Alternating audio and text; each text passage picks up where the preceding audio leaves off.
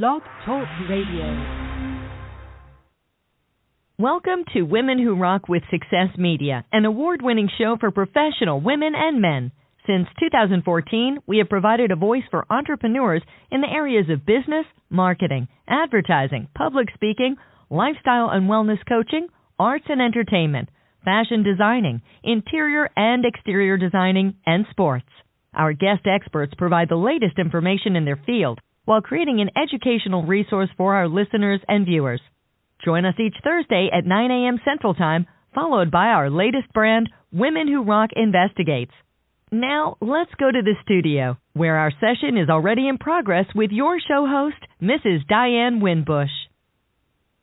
Women Who Rock with Success complies with the rules and terms according to the Federal Communications Commission podcast guidelines.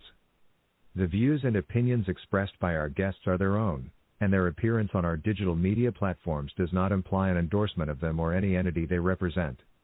All guests who embrace our media stations are experts who are licensed in their fields of occupation. All rights reserved. And good afternoon. This is Diane Winbush. Welcome to Women Who Rock with Success Media. We thank you so much for tuning in with us on this afternoon. So on this segment today, we're going to be talking about workplace human resources in a box. And so we know that in the corporate America world, we have different diversities, cultures, different ways of working patterns, and we have human resources there to be able to help to guide us.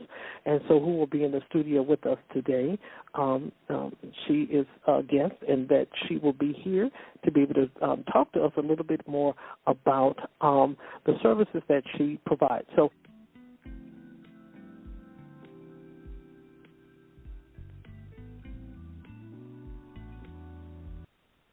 hello? And we have in the studio with us is Catherine McCord. Good afternoon, and welcome to Women Who Rock with Success Media. Hi. Thank you for having me. Absolutely. So, of course, we want to jump right into this because workplace and workforce place is very, very important, especially around the springtime. You know, everybody's getting back from over the vacation and the holidays, da-da-da-da-da. And so this is where you come in at to be able to help us a little bit more. So we're going to be talking about neurodiversity. Now, this is something I've never heard of before, Catherine. So you're going to explain, first of all, tell us, the audience, a little bit about you, and then we'll get into what neurodiversity is. So share with us a little bit about you, and I guess why human resource was such a prevalent occupation for you to be able to get into. Okay. So, again, my name is Catherine McCord. I'm excited to be here. I have a company that does people operations consulting on a national level across the U.S., and I also speak and teach on matters of inclusion and on best hiring practices. I got into the field, actually, it started back when I was a child. My mother was in recruiting and HR, and I actually would make her interview with me and fill out applications. I practiced HR meetings. I even fired her once, which is kind of rude to fire your own mother. Okay. But it was really it was just something that was kind of ingrained in me, and then as I got older, it was a natural thing to kind of move into because I like to solve problems and processes and work with people and things like that. So it just kind of was a natural flow for me. And then with neurodiversity. And for anybody that doesn't know, neurodiversity simply means a medically visible or diagnosable difference in how an individual processes information and or stimuli. So think like ADHD, autism, epilepsy, actually dyslexia, things like that, all kind of fit under that umbrella. And that was very natural for me. Not only am I neurodiverse myself, but I actually am fascinated by it just from A to Z, so I just kind of dove into it, and because it's so misunderstood, there again, a great problem to solve, right? Teach others all about it. Right. Right. Oh, okay. Wow. Okay, so we're learning something new. Some of us today, we're learning something very new. So thank you so much for that introduction as well, and also sharing with us about what neurodiversity is. So our next question, we're going to be talking about inclusion. And so last month we had some workers, corporate America women that we featured, Fortune 500 women, and so they were discussing in regards to inclusion as well in the workplace. And so talk to us a little bit about that and the importance, because especially women who have their own businesses, Catherine, sometimes it can be difficult for individuals to perhaps maybe mingle or migrate together with others when it comes to inclusion. So share a little bit about that. Sure, absolutely. And, I think that it's always interesting to kind of hear other people's, stories and perspectives. And I'm actually going to look those interviews up. But so inclusion, I think the first thing that a lot of people miss is that inclusion cannot be exclusive. And people miss that all the time. And they think that they can pick and choose where they're going to be inclusive and that that's okay. But that's not how it works, That's not it. And so it's one of those things, especially women, with their own businesses, we're out there, in these markets growing and thriving. And one thing that's very interesting to me too is that so many neurodiversities go undiagnosed in women, because for so long, and I promise not to go on a whole tangent about this, but for so long, the medical community. Go ahead. Okay. Yeah, go ahead. We want to hear the medical community for years only used men, especially white men, to create standards for mental health and physical and neurodiverse diagnoses. And this is just fact. This isn't like conspiracy theory or anything like that. This was just fact. This is what happened. And so we're only just now starting to change that. And so a lot of women have gone undiagnosed. I speak to dozens upon dozens of women every week who are professionals, owning their own business, coaches, speakers, authors, all of this, who are newly diagnosed, and they're like, what in the world? I never knew.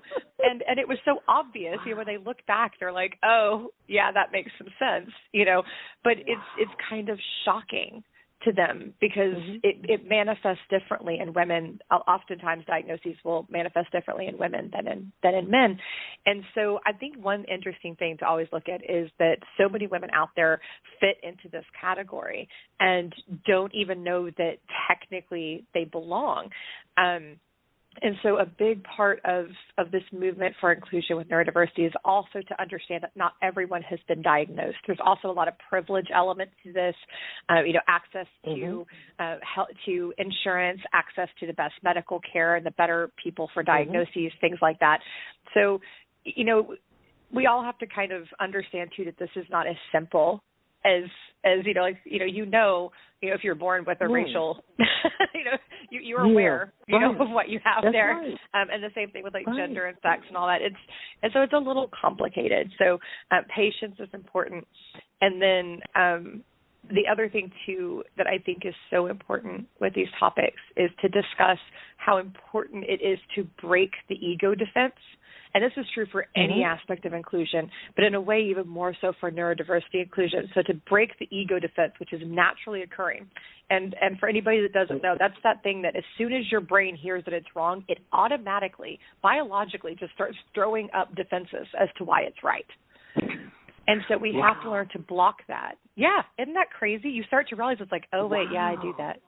And everyone does, but you have to learn to break that and to respond with curiosity and to say, tell me more about that, because then you learn and you grow and everything completely changes for you. Okay. Awesome. Wow. Like I said, that's the reason why I was sharing with you. Yeah, let's get into it. Because a lot of times we go to work, Catherine. Individuals do. I don't, but this is my work here in the studio, and I probably have to deal with some different things too. But it's important to learn about how individuals perhaps maybe react. Sometimes individuals react to a product, they react to just small things, and then you're standing on the other side of the room. Yeah, I kind of figured it was coming. Yeah, and it's so very important to be able to identify all of these things. Wow, this is phenomenal. So the next question we're going to talk about now is going to be regard to mental health. So we're going to put a pin in that right quick. We know in 2022, I think we lost, I think it was Miss Universe or Miss USA or something like that. And then I think Regina King lost her son to, mental illness, because suicide is mental illness. People don't want to perhaps maybe, they try to still try to push the mental illness up under the door or under the rug, but it's still mental illness. And I think we lost Saved by the Bell. It wasn't last year, but one of the stars of Saved by the Bell. It may have been 2 or 3 years ago. We lost him. There was so much that go on the stage. There's so much that goes on in corporate jobs. So we want to talk about that too. Is that how does mental health fit into the workplace? Because really that should not even be a question, because we know that it exists already. Yes, absolutely, and it's a great question. So one thing to remember is that when you're in leadership and or HR, your job is taking care of people, period. Okay. That's it.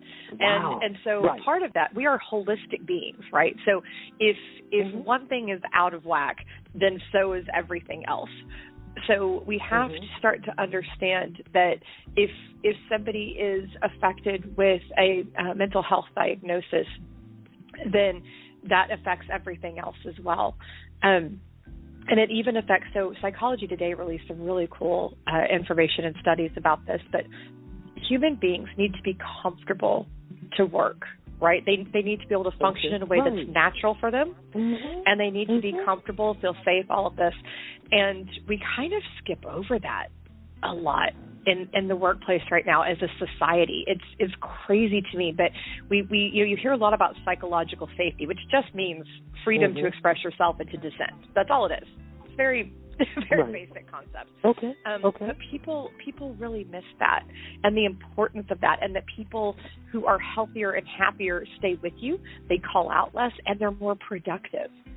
And so there's that very practical business element, but then there's also the element of integrity and understanding that humans, because they are holistic beings, you cannot leave your personal at home. That doesn't work. Doesn't actually work. It's been completely debunked as a thought process. It's just like time again that it doesn't work. So we need to understand, and as employers, that we need to have resources for people, that this needs to be part of our health care plan. Whatever your benefits look like, this needs to be part of it. Mental health needs to be part of it.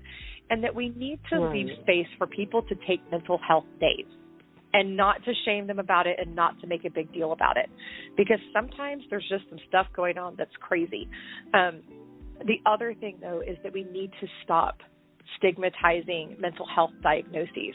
So, and part of that is changing the language around them, right? So one thing that I talk about a lot is one of my, I don't know how many diagnoses at this point. It's been a while since I counted. One of the many diagnoses that I have. I know I have more health problems than most 70-year-olds, but it is what it is. It's okay. But it's part of my diversity, and it's okay. And I tell people I'm successful with that, not in spite of it. And one of those diagnoses is that I have bipolar 1, and so a lot of people have in their mind what that looks like. They have in their minds what that means I can and cannot do, how I will and will not act. And it always surprises people who have worked with me to find out that I have that diagnosis, because they had in their mind from media, from books that they've read, from articles that they've read, they have in their mind what that looks like.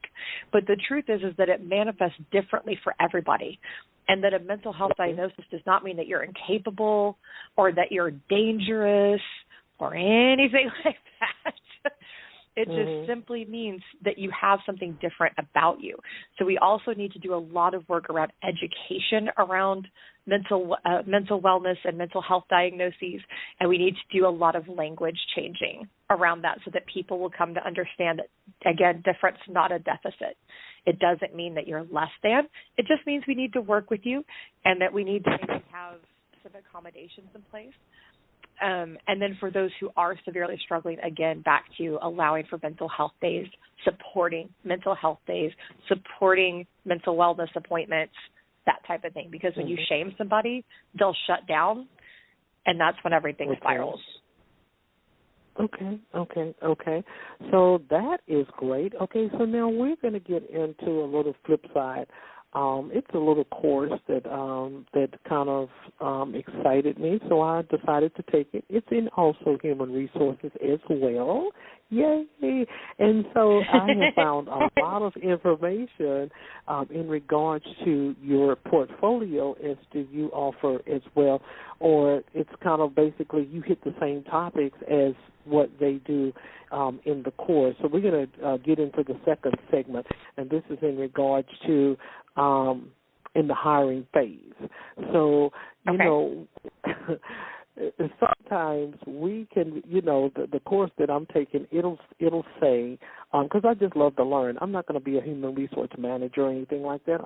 I'm just, you know, just kind of curious as to how HR supervisors, managers look at their hiring process when it comes to other potential clients, because now they had it on the news just last week that a lot of corporations are even considering hiring individuals without bachelor's and master degrees. And I'm like, oh, okay.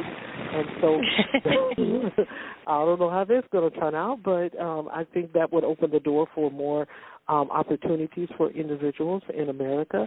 So I guess what my first question would be, because the lesson that I studied, it was saying in regards to bias, and this is something that you also teaches on as well, about being biased. We don't supposed to be judgmental. We got to go and get the questions. It don't supposed to be what? Open. Well, some of them do. I know I had an interview back here some years ago, back in the 90s, and I'm talking about this interviewer.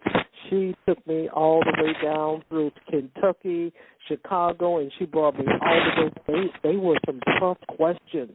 And so we want to talk about that as to why an HR should not consider to be biased. I'm sorry, you cut out just a little bit. I'm so sorry. Can you repeat that? Okay, no, that's fine. I wanted to ask as to why, how effective or how important it is for HRs not to be, HR representatives, not to be biased in their hiring process, because sometimes we can, individuals can be too stereotype of. And I think the first thing is to understand that biases are naturally occurring and that we cannot stop them. And that's a truth that a lot of people don't want to hear. But what we can do is fix them. So they'll naturally occur, because what a bias is your brain has received a certain amount of information, so it creates facts around that, right? It creates assumptions around that then it just clings to. And so the main thing that you have to do is counteract that bias. So, for instance, several years ago, and this is kind of a benign bias that I think is a good one to always share, I found myself, I had two candidates in a row named Mallory who were horrible. Just absolutely horrible candidates, and they were just awful, and things went very south with them.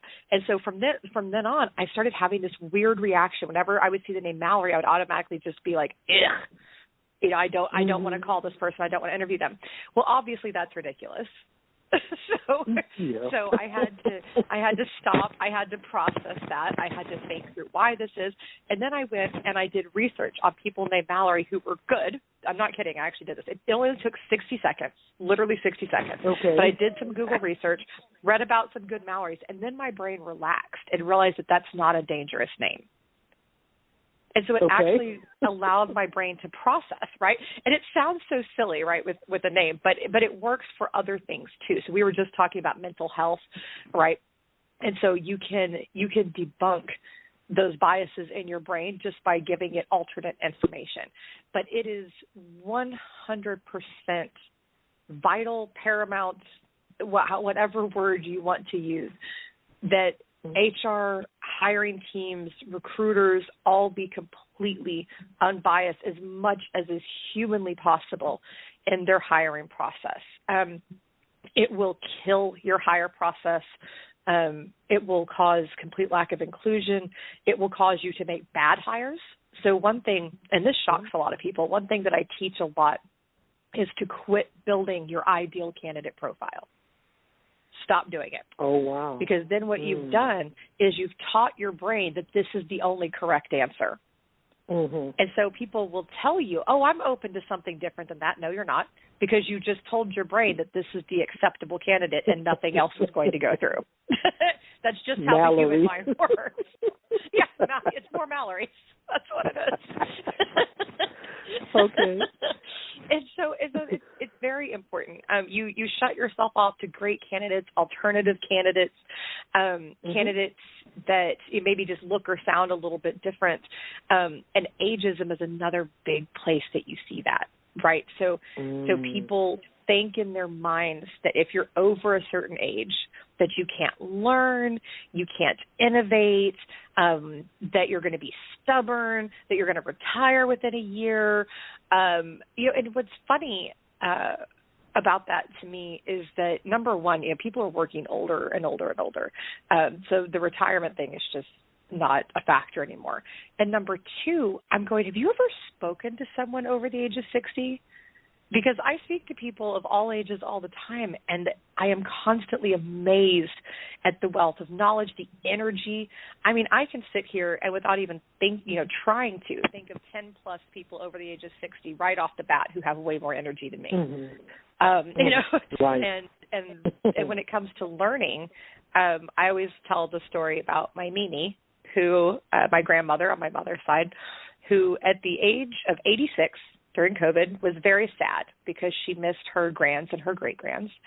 And so she had just gotten a smartphone, and she learned how to use that. So I said, okay, I'm going to teach you how to use Zoom. So I did, and she nailed it right away, was so excited because she could talk to her family. Wow. And she said, I want to learn something else. So there's that thirst, right, that thirst for knowledge. She said, I want to learn something else. Right. I said, great. I said, well, we're all tired of sending you, checks all the time. So I'm going to teach you Cash App, So we set it up, and I taught her how to request money. So she reached out to everyone in the family. She has 4 daughters, some grandkids. She reached out to everybody, had them all send her money, and they said, okay, now practice sending it back. And she goes, oh, no, that's too hard. I can't do that. And so I always tell people, my grandmother during COVID learned 3 new technologies and how to be a con woman at the age of 86. So wow. Don't tell me that people that are older can't learn new things. That lady learned technology and then learned how to con her family out of their money. Wow. Wow. Wow. So I that's bet that added a lot to her. Right?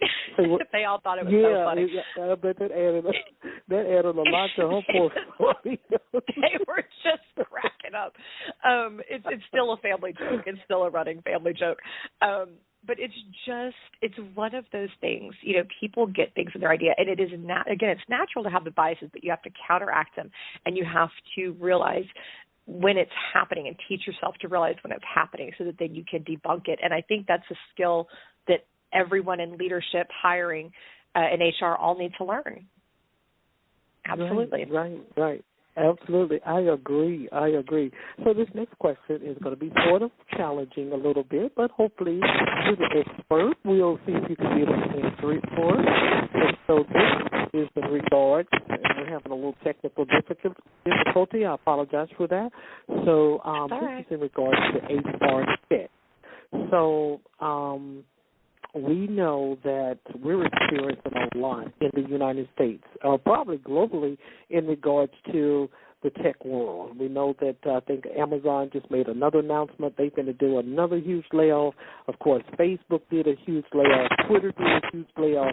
PayPal did a huge layoff. So when we're talking about tech, tell us a little bit about that. What is wrong with HR tech, and how do we fix it? Because, so when we're hiring people, I mean, how do we know when to stop? I mean, those are a lot of people, especially from Facebook, that had to lose their jobs. It's like, 18,000 or something like that?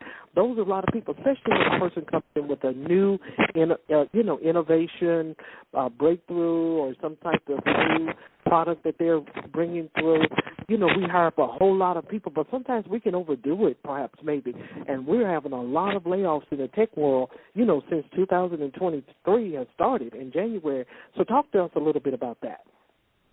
Right, and that's a great topic. I mean, it's something that's really weighing on a lot of people's minds. So one thing, and to your point, a lot of it has to do with the innovations that are happening, right? Because you get excited, you have to build it out, and you have to have the people to manage it, that kind of thing. So there's definitely a need to hire. So one of the common misconceptions about mass layoffs is that they're always because someone didn't plan properly. And that's not true. Sometimes they did plan poorly or budget poorly or what have you.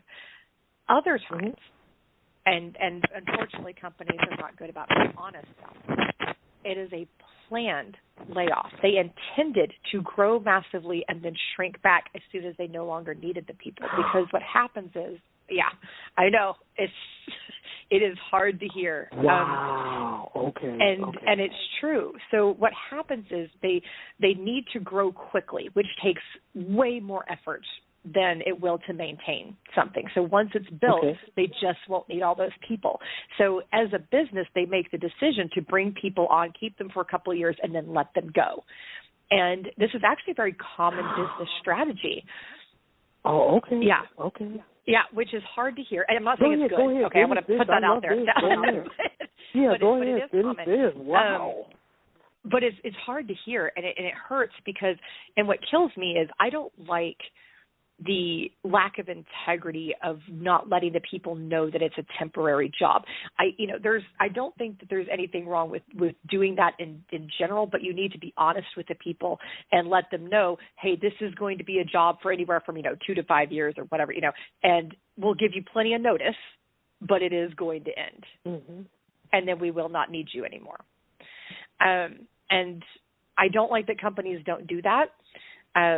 But this is actually typically what you're seeing. And with a lot of these tech layoffs that we're seeing right now, and I believe, although I do not know this to be factual, but looking at what all's gone on with Meta/Facebook for the last, several years, I firmly believe that that's exactly what happened there, as well as a few of the other big tech companies and other types of companies that have done mass layoffs.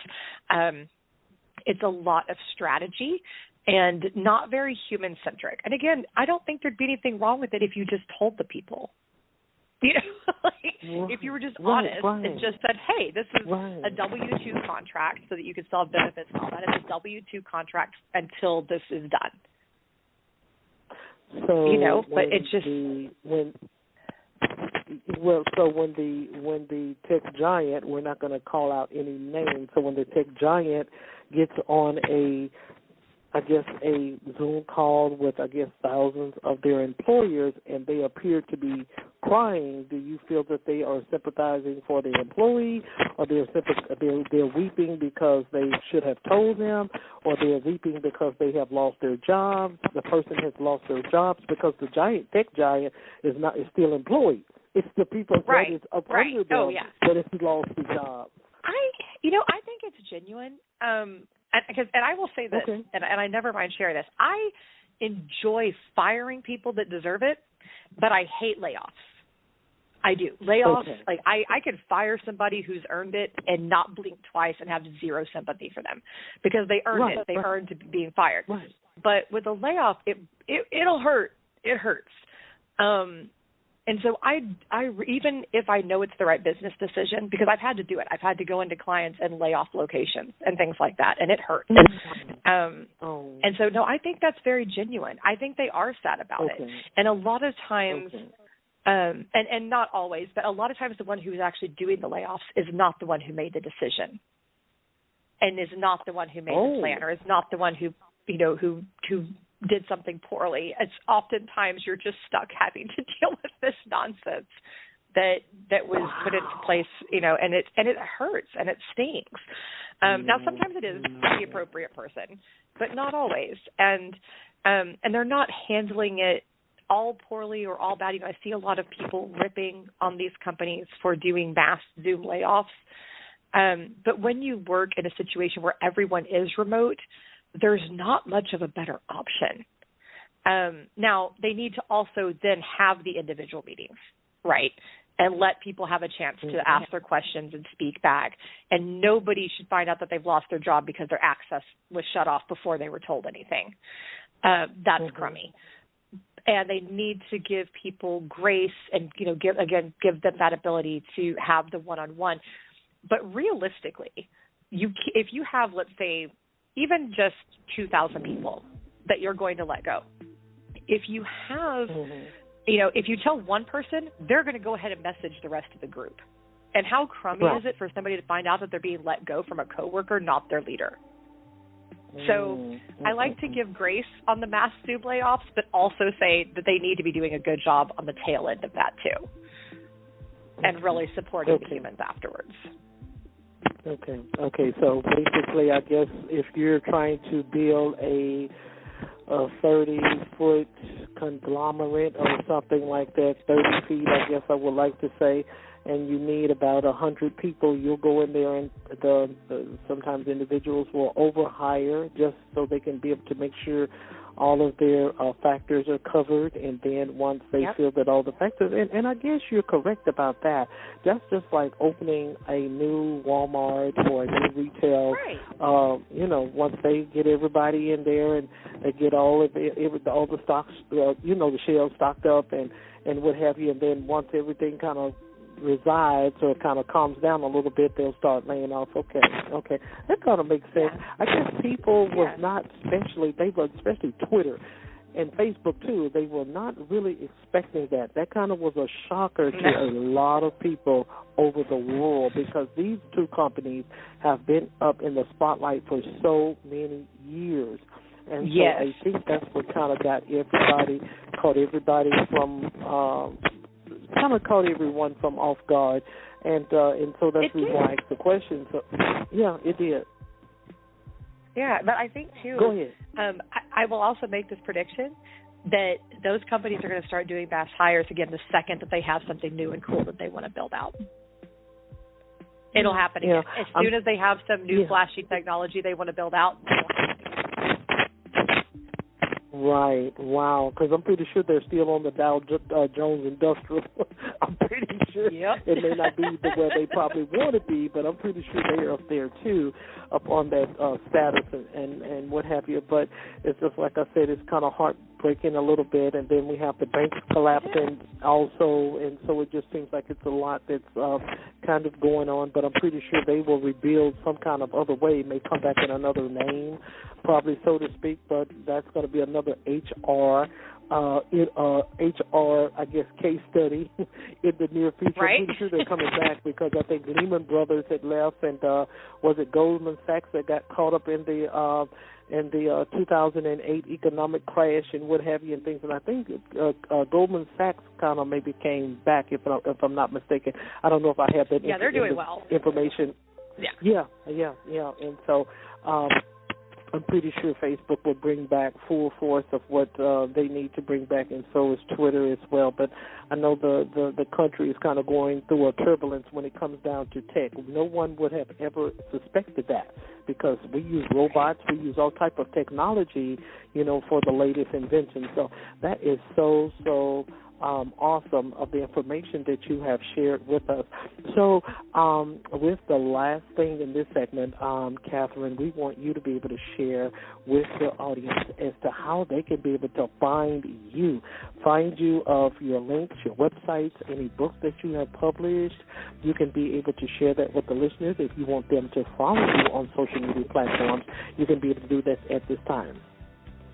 Sure, absolutely. absolutely. So I am on LinkedIn constantly, Catherine McCord, Katherine, and then McCord. I'm one of, I think, 2 Catherines with that spelling in the United States, so it's pretty easy to find. That's on LinkedIn. So very easy to find, but you can find me there. I'm constantly there. I do live there. One of my shows goes live on there. I also recently got on TikTok, and I am Kat the HR lady. Kat the HR Titan. See, I don't even know my own handle yet. Kat the HR Titan on TikTok. You can definitely follow me there, and then you can connect with me via my websites, which are titanmanagementusa.com or kmccordspeaking.com. Okay, great. So we have enjoyed you as our guest today, talking to the audience about workplace, human resources. We touched on the HR specifics in regards to tech giants, and it was just phenomenal of the information that you shared. Of course, we got a disclaimer here also on the audio as well to ensure that all of the information that you've shared, it is from your expert testimonies of your occupation and what you have experienced in your past. So thank you so much for being with us on the show on today, and we hope to have you back once again. Absolutely. Again, thank you so much. It was my true honor, and have a wonderful rest of the day.